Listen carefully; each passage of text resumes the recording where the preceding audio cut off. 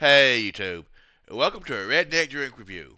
What I'll be reviewing today is the Faygo Firework. Looks white.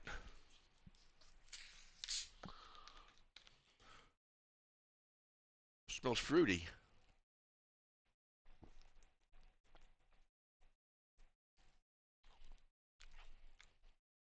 Huh.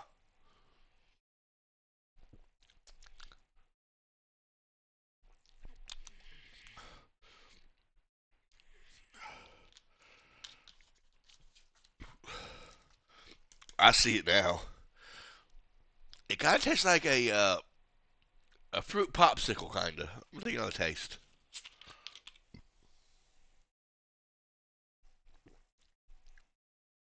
Yeah. Tastes like a melted popsicle. I like it. It's okay. 3 out of 5. Pretty good. 2.5 out of 5. Pretty good. Can't complain. Recommend it if you haven't tried it already. Until next time, YouTube, take care.